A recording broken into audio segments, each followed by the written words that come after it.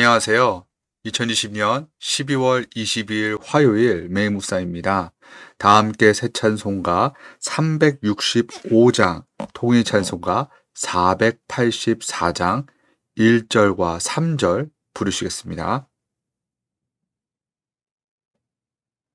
마음속에 근심 있는 사람 주 예수 앞에 달뢰어라. 슬픈 마음 있을 때에라도 주 예수께 아뢰라. 주 예수 앞에 달뢰어라. 주 우리의 친구니 무엇이나 근심하지 말고 주 예수께 아뢰라. 괴로움과 두려움 있을 때 주 예수 앞에 달뢰어라. 내일 일을 염려하지 말고 주 예수께 아뢰라. 주 예수 앞에 달뢰어라. 주 우리의 친구니 무엇이나 근심하지 말고 주 예수께 아뢰라. 아멘. 오늘 매일 묵상에서 함께 나눌 하나님의 말씀은 구약 시편 7편 3절부터 9절까지 말씀입니다. 시편 7편 3절부터 9절까지 말씀 보시겠습니다. 여호와 내 하나님이여, 내가 이런 일을 행하였거나 내 손에 죄악이 있거나 화친한 자를 악으로 갚았거나 내 대적에게서 까닭없이 빼앗았거든. 원수가 나의 영혼을 쫓아 잡아 내 생명을 땅에 짓밟게 하고 내 영광을 먼지 속에 살게 하소서. 여호와여, 진노로 일어나사 내 대적들의 노를 막으시며 나를 위하여 깨소서.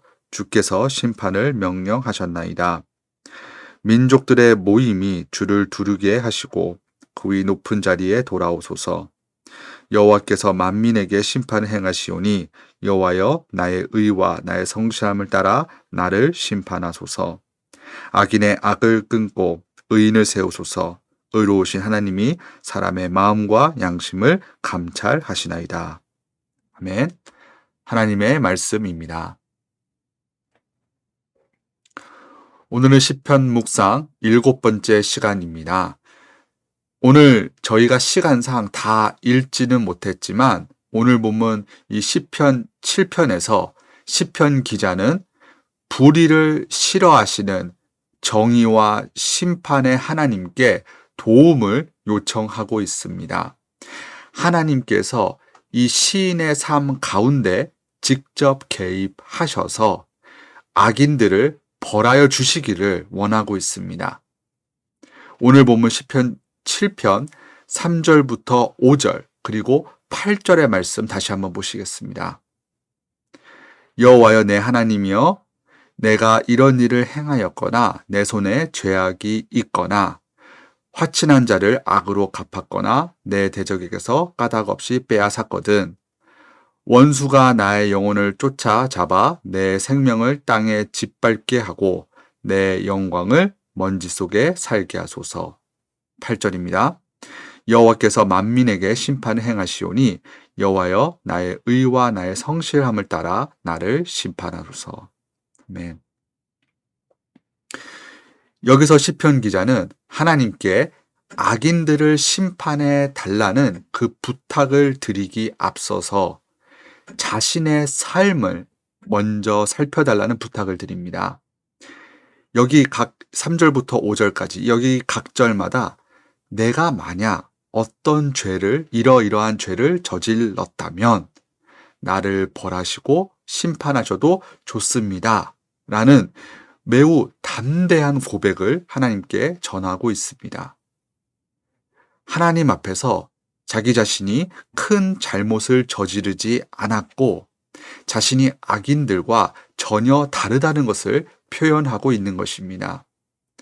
이는 시편 기자가 죄를 전혀 짓지 않은 사람이어서 그런 것이 아니라, 그가 교만해서 그런 것이 절대 아니라 그만큼 자신이 하나님께서 인정하시는 삶을 살고 있었다는 것을 드러낸 것입니다.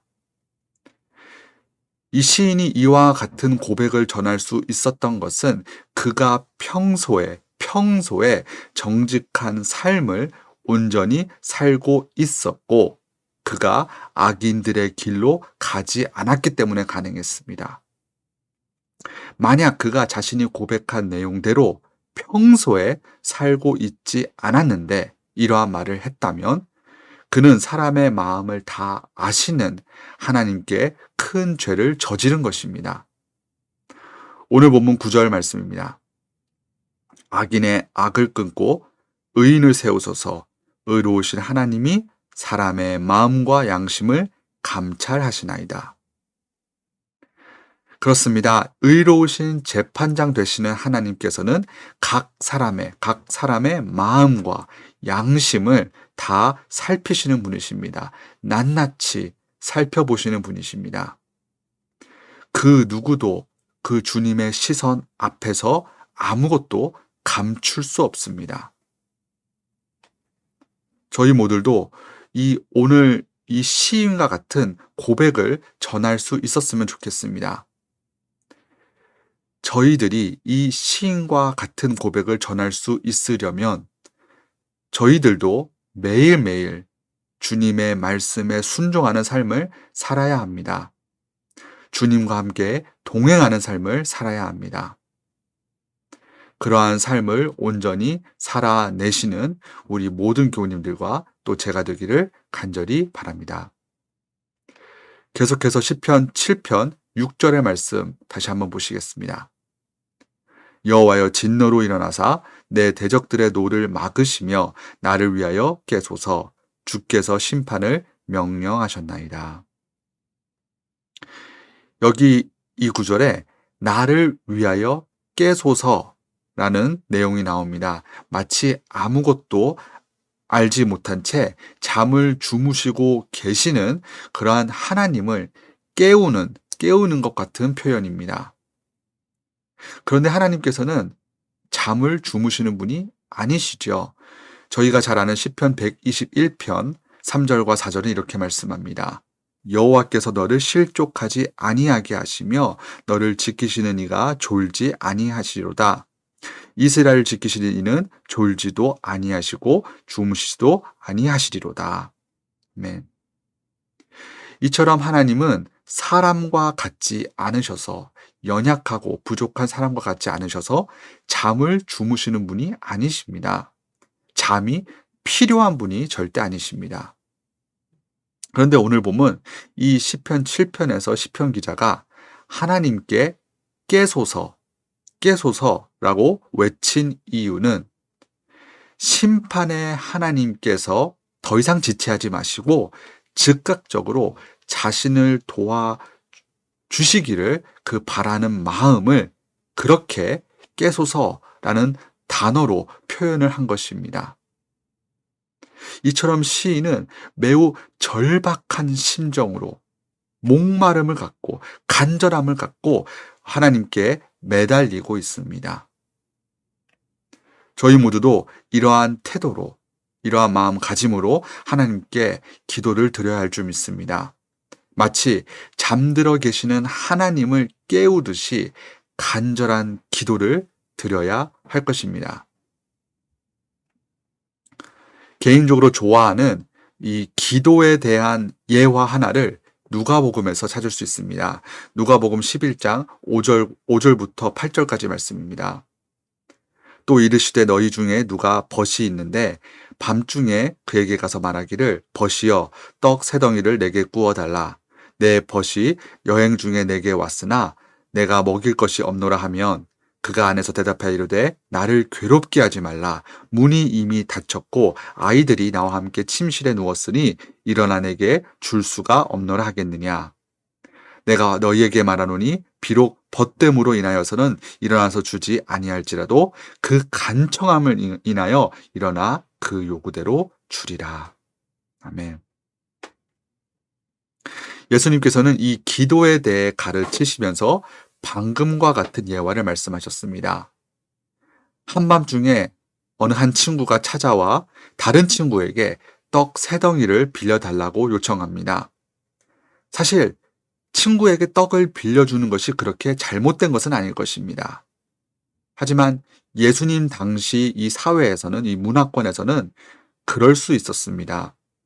오늘날에는 집안에 방이 여러 개 있어서 가족 구성원들이 이 각자 따로 생활할 수 있습니다. 서로 불편함 없이 각자 방에서 생활할 수 있습니다. 그런데 이 예수님 당시의 생활은 그렇지 않았습니다. 일반 서민들의 집은 방이 따로 구분이 되어 있지 않았습니다. 그리고 이 당시에는 전깃불도 없었기 때문에 잠잘 시간이 되면 한 장소에서 온 가족이 함께 잠이 들었어야 했습니다. 그래서 한밤중에 친구에게 떡을 빌려주기 위해서는 집안에서 먼저 잠들어 있는 이 가족들 전부를 귀찮게 깨워야만 했습니다.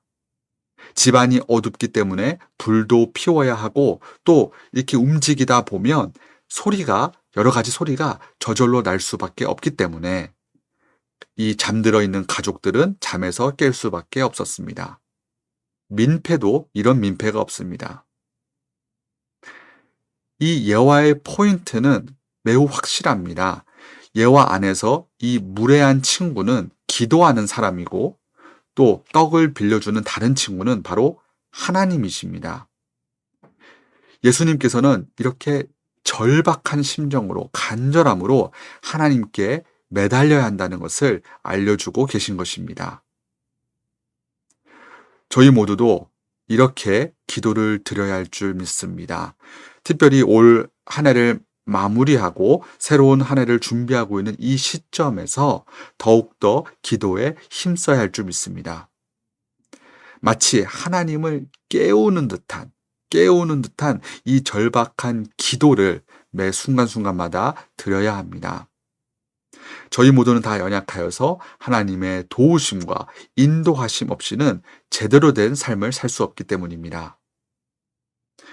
주님으로부터 인정을 받는 삶을 살고, 또 간절한 기도로 매일마다, 매 순간마다 주님께 온전히 매달리는 그러한 삶을 살아내시는 우리 모든 교우님들과 또 제가 되기를 간절히 바랍니다. 이 시간 남기 잠시 기도하고 각자 자리에서 계속해서 경건의 시간 이어가도록 하겠습니다. 기도하시겠습니다. 사랑해 주님, 오늘도 우리에게 귀한 생명의 말씀, 능력의 말씀 허락해 주셔서 감사합니다. 주님, 우리의 마음을 살펴봐 주시옵소서. 우리의 삶을 살펴봐 주시옵소서. 우리가 정말 주님이 기뻐하시는, 주님이 원하시는 삶을 살고 있었습니까? 그러지 않았다면 주님 긍휼히 여겨주시고 불쌍히 여겨주시고 선한 길로, 주님의 길로 인도하여 주시옵소서. 주님의 기쁨이 되는 삶을 온전히 살아내기를 바랍니다. 주님께 인정받는 저희 모두가 다 될 수 있도록 주님 도와주시옵소서. 또한 매 순간순간마다 주님께 온전히 매달리기 원합니다. 간절함으로, 절박함으로, 목마름을 갖고 주님께 나아가 겸손히 기도로 주님을 붙들기를 원합니다. 주님의 도우심 없이는 저희는 한순간도 1분을 쉬어도 살아갈 수 없는 연약한 존재입니다. 주여 일어나소서. 주여 나를 위하여, 우리를 위하여 깨소서. 간절히 기도드립니다. 오늘 하루도 주님 우리와 함께 동행하여 주시옵소서. 감사합니다. 이 모든 말씀 예수님의 이름으로 간절히 기도드렸습니다. 아멘.